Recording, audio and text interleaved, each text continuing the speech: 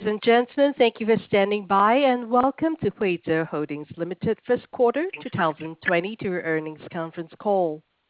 At this time, all participants are in the listen-only mode. After the management's prepared remarks, we will have a question and answer session.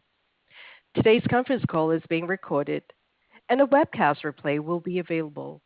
Please visit Huize's IR website at ir.huize.com under the Events and Webcast section. I'd now like to hand the conference over to your speaker host today, Ms. Harriet Hu, Huize's Investor Relations Director. Please go ahead, Harriet. Thank you, operator. Hello, everyone, and welcome to our earnings conference call for the first quarter of 2022. Our financial and operating results were released earlier today and are currently available on both our IR website and the Newswire. Before we continue, I would like to refer you to the safe harbor statement in our earnings press release, which also applies to this call as we will be making forward-looking statements. Please also note that we will discuss non-GAAP measures today, which are more thoroughly explained in our earnings release and filings with the SEC. Joining us today are our founder and CEO, Mr. Cunjun Ma, COO, Mr. Li Jiang, Co-CFO, Mr. Minghan Xiao, and Co-CFO, Mr. Ronald Chen. Mr. Ma will start the call by providing an overview of the company's performance and operational highlights for the first quarter of 2022. Mr. Chen will then provide details on the financial results for the period before we open up the call for questions. I will now turn the call over to Mr. Ma. 大家好，欢迎大家参加慧择2022年第一季度的业绩发布会。回顾一季度 Hello, everyone.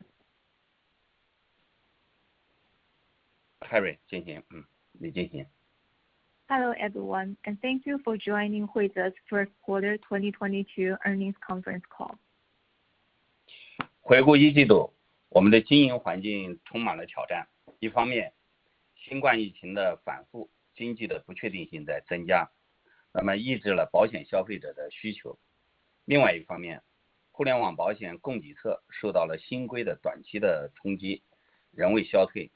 得益于多年的深耕，打下了稳健基础盘。慧择的经营和发展表现出较强的韧性。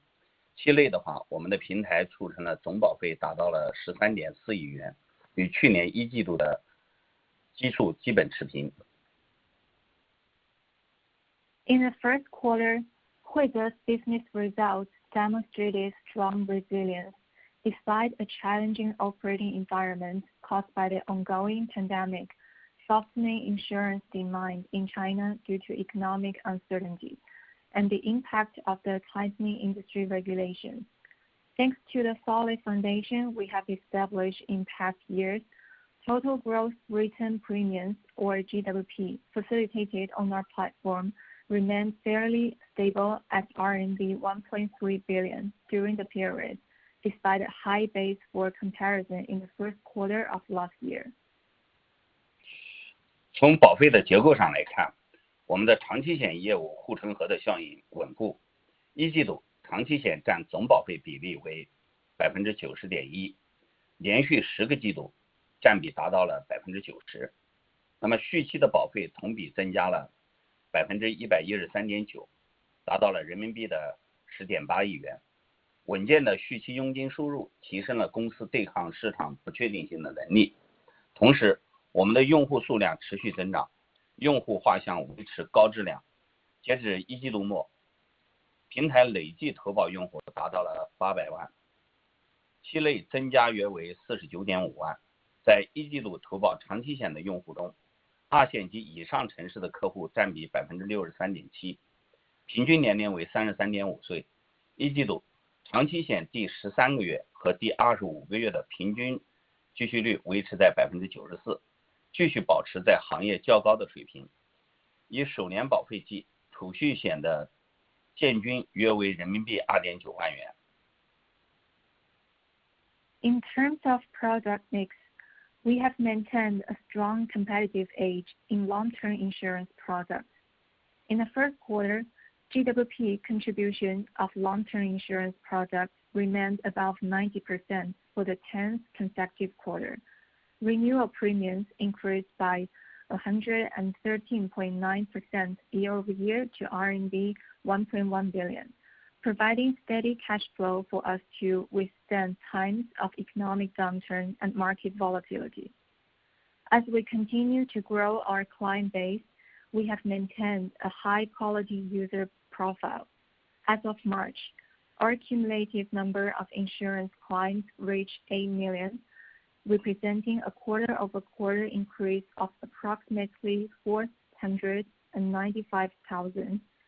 In the first quarter, roughly 63.7% of our long-term insurance customers were from higher-tier cities, with an average age of 33.5. In the first quarter, our average persistency ratios for long-term life and health insurance in the 13th and 25th months have sustained at the industry high level of 94%. In terms of first-year premiums, the average ticket size of savings products was approximately RMB 29,000 in the first quarter. 截止一季度末，我们与100多家的保险公司保持了稳定的合作关系。尽管互联网人身险新规的正式落地，对产品供给侧造成了短期冲击，得益于提前部署线下和久经验证的产品定制开发的实力，我们的产品供应链快速恢复。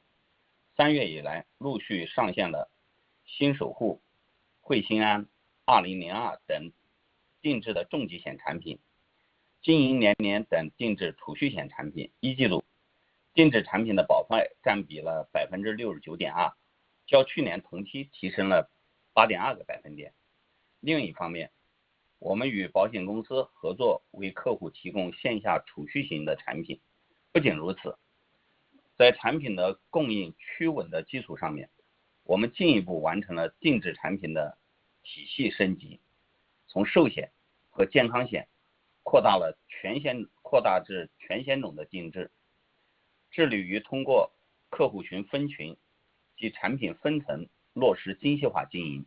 6月，我们全新上线了4款定制产品，覆盖重疾、医疗、储蓄、意外4大类险种，包括重疾险守卫者5号、医疗险健康易守护、储蓄险精致启航、意外险孝心安2022，从多次赔、年龄放宽等角度，强化了对老中少3类人群的需求满足。At the end of the first quarter, we have cooperated with 100 insurer partners. Despite the expected short-term impact of the new regulations on the supply of online insurance products, our supply chain has recovered quickly, thanks to the steps we took in advance to strengthen our offline presence and our proven capabilities in product innovation and development. Since March, we have launched several customized critical illness products such as 新守护 and 汇新安 2022, as well as customized savings products such as 经营年年. In the first quarter, GWP for our customized products accounted for 69.2% of total GWP, up 8.2 percentage points year-over-year. At the same time, we have co-developed offline savings products with our insurer partners. In addition, we have extended our customized product line to a wide spectrum beyond life and health insurance customization, and allows us to refine our product management through more precise customer and product segmentation.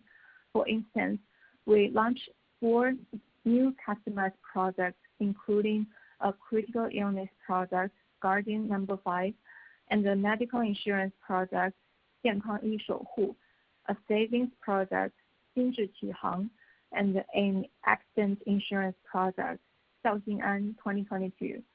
These customized products have unique features such as the introduction of multiple plans and the relaxation of age requirements, which has helped us satisfy the protection needs of the elderly, the middle-aged, and the younger generations alike.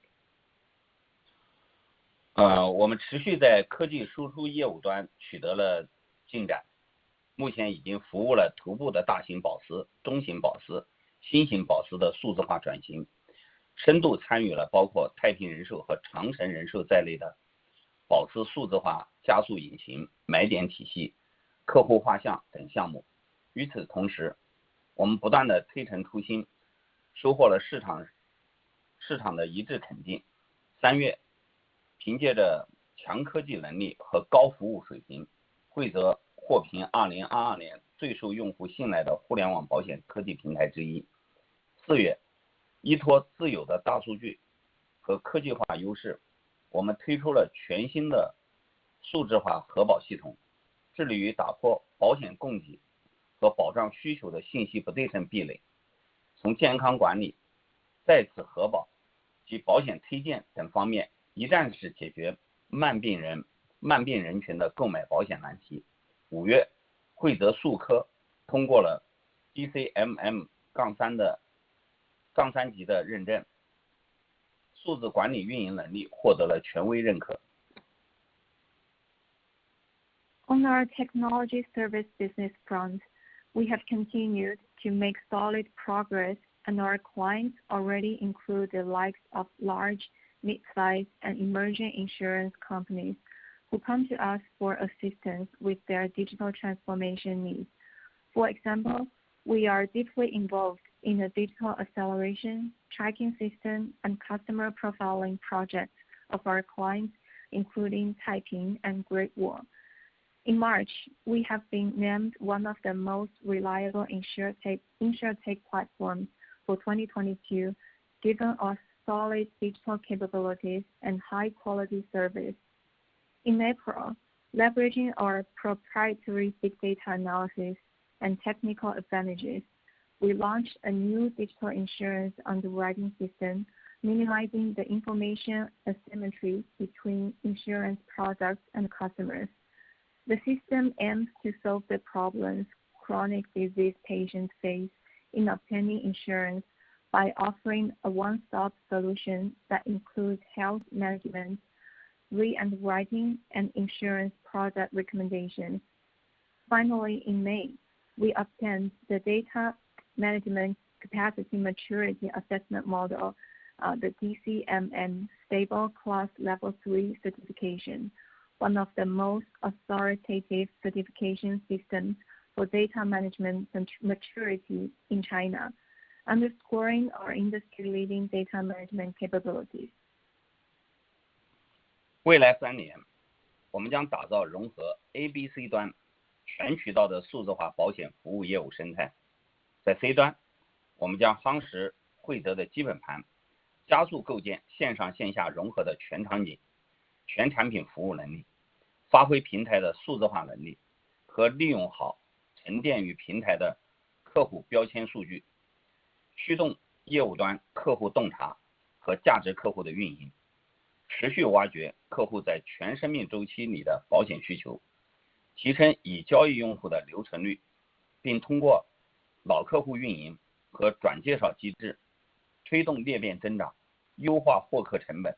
在 B 端，我们将加速保险科技的产品化，充分利用惠泽商品供应平台和数字化工具云平台，提供数字化客户管理、智能核保风控和保险理赔支持，对保司进行赋能，进一步拓展收入来源。Over the next 3 years, we have set a strategic roadmap to build an omni-channel digital insurance service ecosystem that integrates agents, businesses, customers. To customers, we will leverage our proven online platform with our expanding offline service coverage to deepen engagements with our high-value customers and offer them with a full range of insurance products across all scenarios. We will utilize the digital capabilities and multi-dimensional client data to drive customer insights and to serve our customers for their lifelong insurance needs. Moreover, we will continue to enhance retention and repeat purchase and to optimize our customer acquisition costs through customer referrals. To businesses, we will further drive industry digitalization by developing and exploring our technology to insurance companies to support digital customer relationship management, underwriting risk management, and insurance claims, and further diversify our revenue streams. 在 A 端，我们将建立全新的业务线，以此为切口，深入线下，服务全国独立代理人和保险工作室，为惠泽拓展新的增长曲线。2022年前5个月，由 A 端业务线促成的保费已经达成了人民币3000万元。同时，惠泽首家独立代理人门店即将于3季度在深圳开业。我们相信，得益于产销分离的加快趋势，产品结构向年金等投资型产品转变，以及客户对独立顾问需求的提升， A 端将迎来巨大的增量空间，而惠泽将以好产品、高佣金、优服务、大品牌的差异化优势满足代理人的核心诉求，为其提供丰富的产品矩阵供应链、互联网获客能力、线上展业工具及服务体系等一站式解决方案，抓住线下增量市场释放的机会。To agents, we have established a new business line targeting independent offline insurance agents and workshops nationwide as a new growth driver. Total GWP facilitated by the 2A business reached RMB 30 million in the first 5 months of 2022. Meanwhile, we will open our first independent agent store in Shenzhen in the third quarter. With the long-term industry trend of insurance product distribution by independent agents and brokers, the shift in product mix towards savings products such as annuities, and the increasing customer demand for independent insurance agents, all providing tailwinds, we believe there will be huge room for growth in the 2A business. We will meet the needs of independent agents with our differentiated advantages of good products, high commission, excellent service, and well-known brands. And we will empower them with a diversified online and offline insurance product matrix, digital business development tools, and customer service support through our core Huize platform. 回顾惠泽的16年，凭借对打造专业、可靠、温暖服务的坚持，我们赢得了累计超过6000万用户的信任和支持。下一阶段，我们希望打造中国最值得信赖的一站式数字保险服务平台品牌，致力于成为中国成长型中产阶级家庭的保险服务入口。Over the past 16 years, we have won the trust of support of more than 60 million customers with our consistent, professional, reliable, and customer-friendly services. In our next stage, we will spare no effort to build the most trusted brand of one-stop online insurance platform and become the go-to insurance service portal for middle-class families in China. 接下来，请我们的 CFO Ron 给大家详细介绍一下业绩和财务数据。有请 Ron。This concludes my prepared remarks for today. I will now turn the call over to our CFO, Mr. Ron Tan, and he will provide an overview of our key financial highlights for the first quarter of 2022. Thank you, Mr. Ma and Harriet. Good evening, everyone. For this call, I would like to quickly recap a few highlights and takeaways from our first quarter 2022 results. For detailed discussions of financial line items, I would kindly refer you to our uploaded earnings release for full details. Overall, we are very pleased to report a set of resilient operating and financial results for the first quarter of 2022 in light of significant macroeconomic headwinds, a resurgence of Omicron in China, and the challenges brought by tightening regulatory measures in the industry. In the first quarter, total gross written premiums, or GWP, remained fairly stable at RMB 1.3 billion, which represents a 4% year-over-year decrease, and that is despite a high base for comparison that was triggered by the transition to the new statutory definition of critical illness in the first quarter of last year. At the same time, first year premiums, or FYP, reached RMB 260 million. Renewal premiums more than doubled to RMB 1.1 billion, and that reflects the continued high user stickiness of our customized long-term insurance products.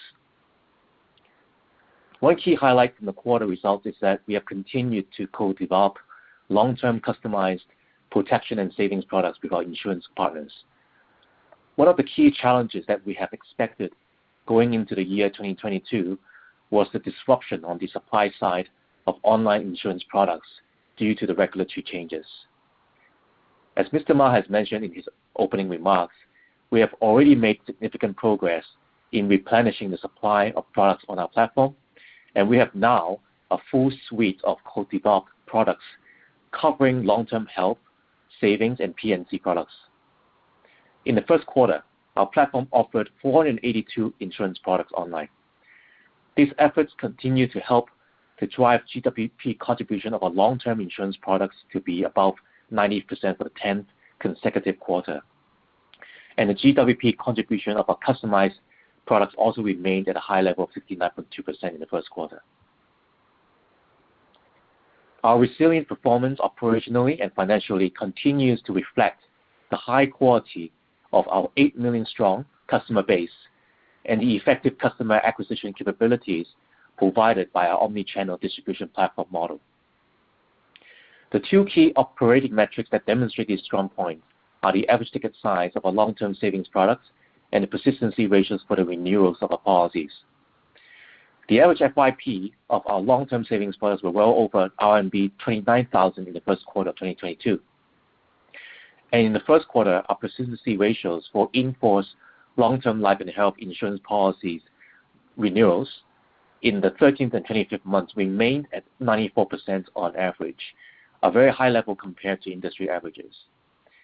Our robust product innovation and customer acquisition capabilities have not only helped us strengthen our engagement and relationship with our upstream insurance companies, but also empowered us to maximize the lifetime customer value potential of our users.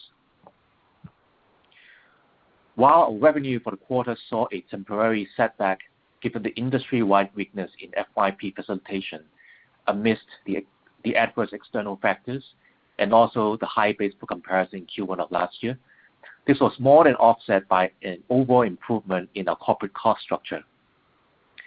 As we have mentioned in our previous earnings call, we expected the first half of 2022 to be a period of adaptation and transition for most players in the industry.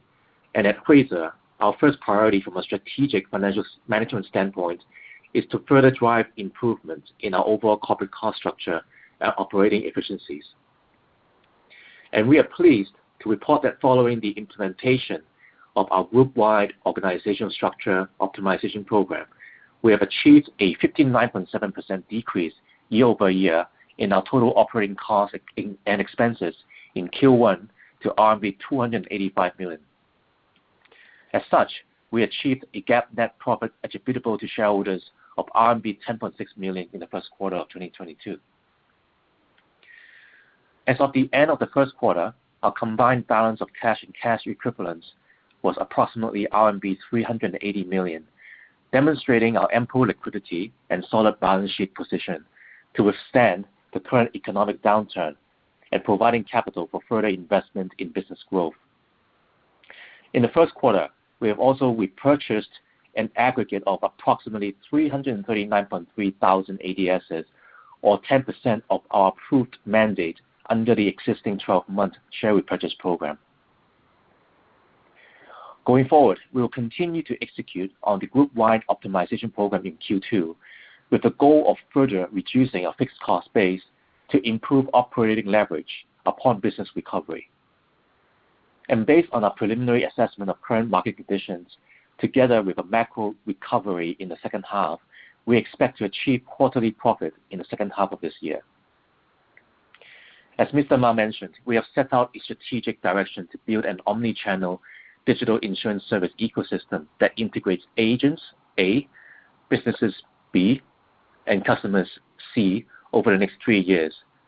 We believe our ABC strategy will provide us with tremendous opportunities to strategically allocate capital to enhance shareholder value and sustain our long-term business growth. This concludes our prepared remarks for today, and we will now open up the call to Q&A. Thank you, and over to you, operator. Thank you. Ladies and gentlemen, we will now begin the question and answer session. If you wish to ask a question now, please press star one on your telephone and wait for your name to be announced. If you wish to withdraw your request, please press the pound or hash key. Please stand by while we compile the question and answer roster. Once again, it's star one for questions.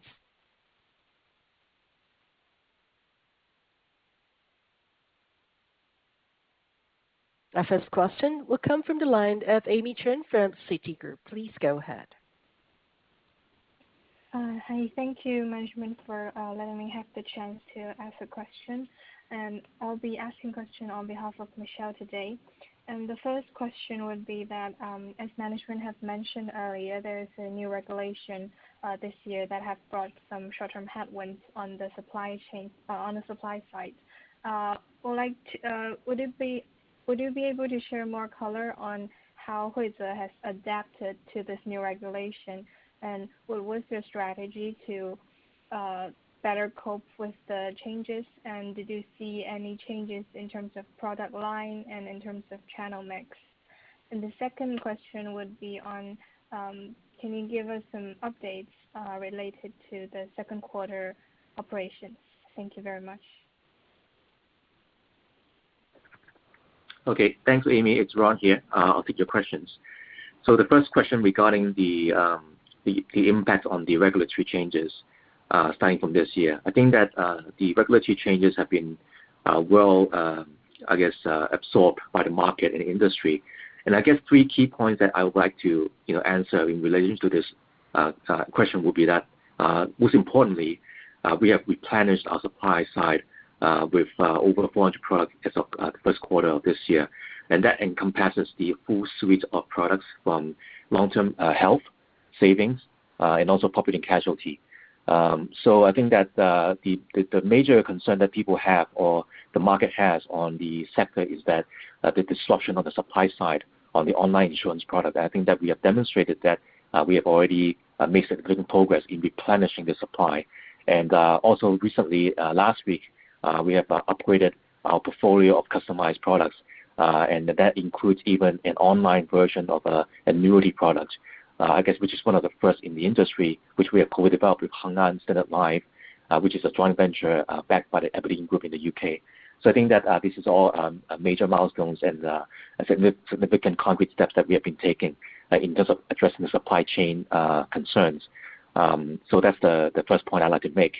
The second point is that with respect to the impact on the regulations, that's also a point about how the first year commissions or the first year premium commissions have been constrained at about 60%, thereby affecting the economics of the policy for a brokerage like ourselves.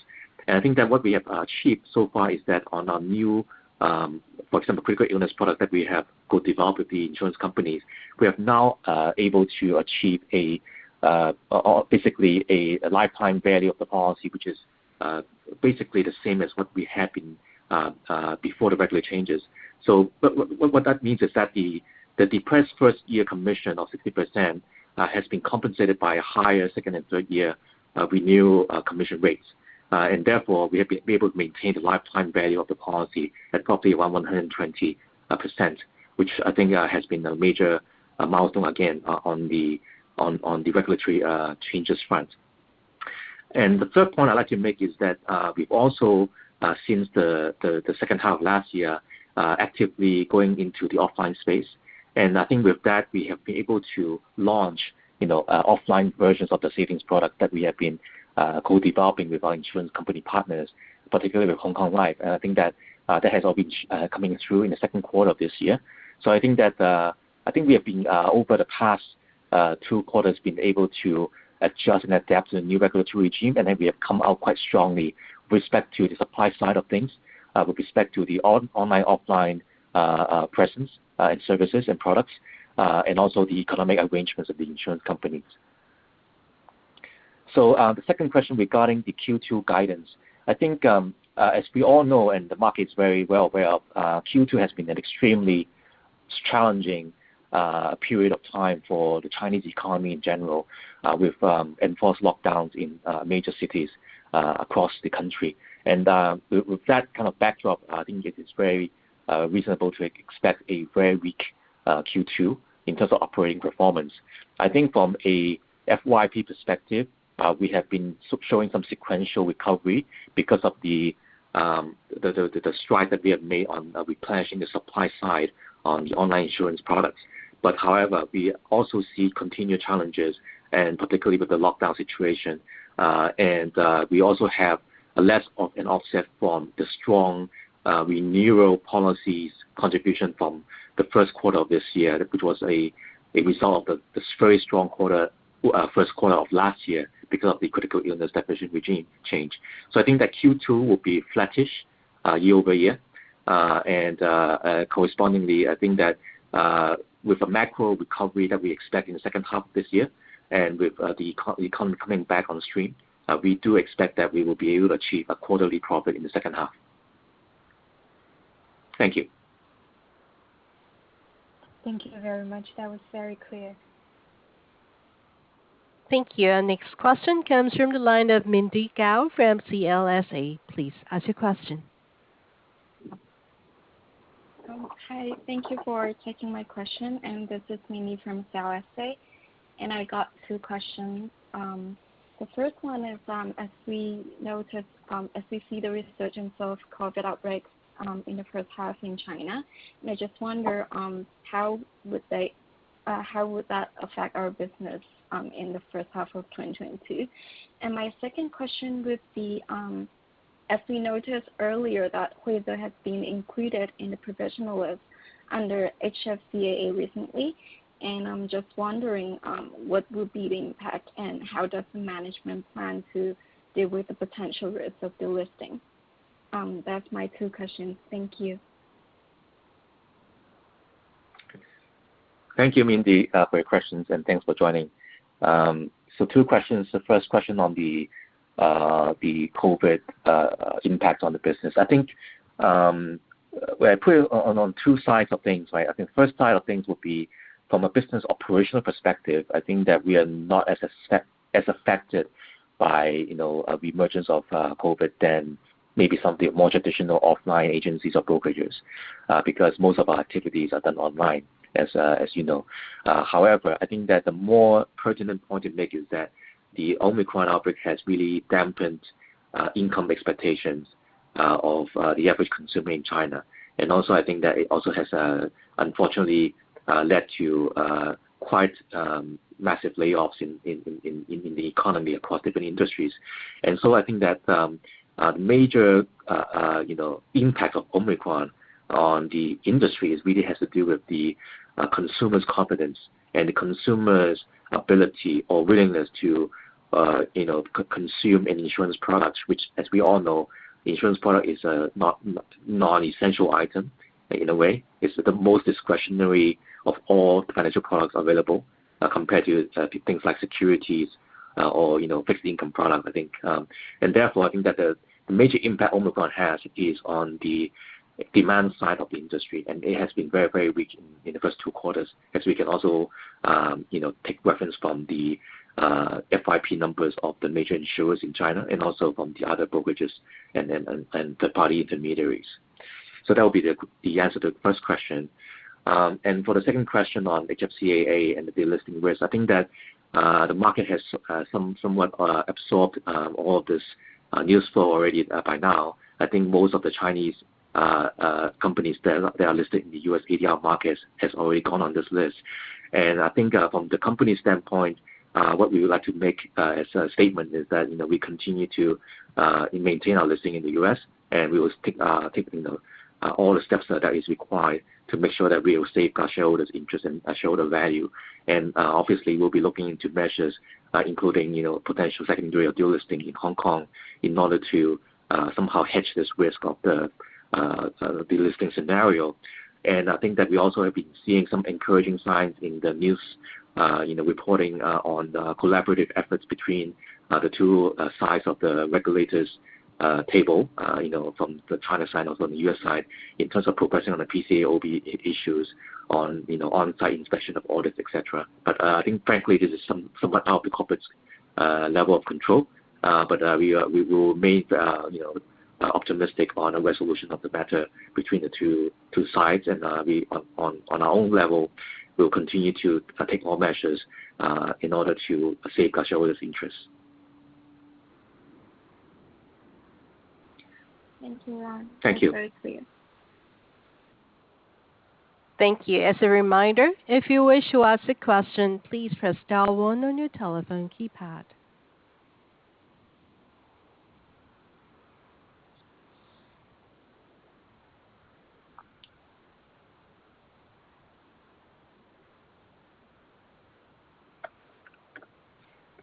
Thank you. As there are no further questions, I'll turn the call back to Harriet for closing remarks. Thank you, operator. So in closing, on behalf of Huize's management team, we want to say thank you for your participation in today's call. And if you require any further information, please feel free to reach out to us. And thank you for joining us today. And this concludes the call. Thank you. Ladies and gentlemen, that does conclude our conference for today. Thank you for participating. You may all disconnect.